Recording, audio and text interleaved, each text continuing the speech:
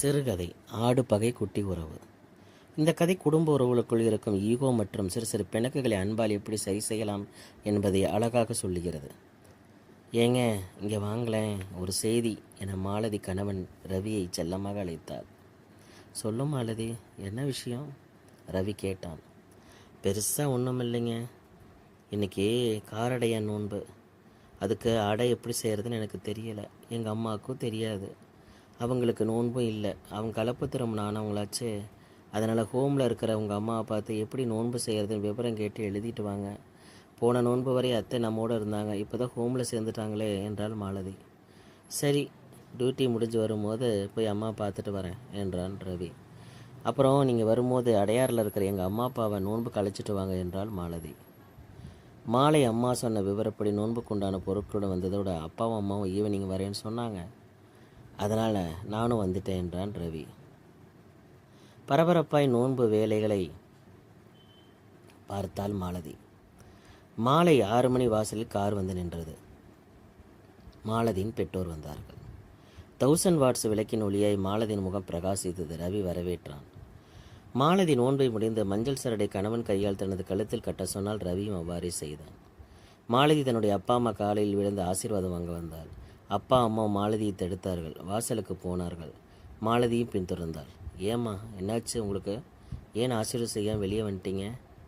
அதுவா, காரில் உன்னோட மாமியார் இருக்காங்க, அவங்கக்கிட்ட முதல்ல ஆசீர்வாதம் வாங்கிட்டு வா, அப்புறம் நாங்கள் ஆசீர்வாதம் செய்கிறோம் என்றார்கள் கோரஸாக. மாலதி முகம் மாடியது.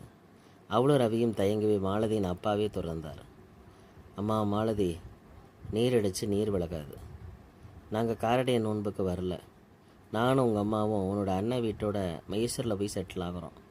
எங்களுக்கு துணையாக சம்மந்தியும் ஹோமில் போய் அழைச்சிக்கிட்டு போகிறோம். காலையில் கிளம்புறோம்.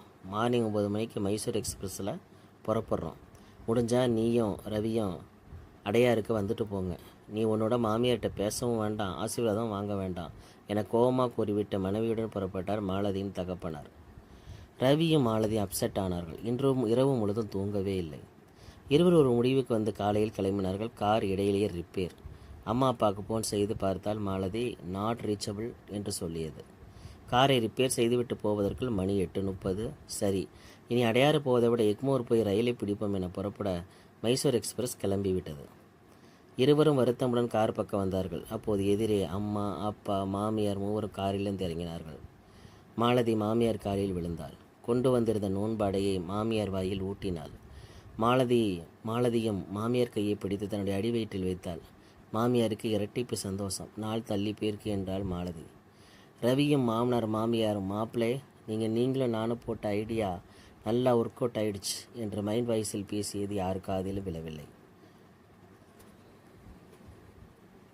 அப்பாடா, பிரசவத்திற்கு ஒத்தாசைக்கு பிரச்சனை இல்லை என்று மாலதியின் அம்மா மைண்ட் வாய்ஸும் ரவியின் அம்மா காதில் விழவே இல்லை.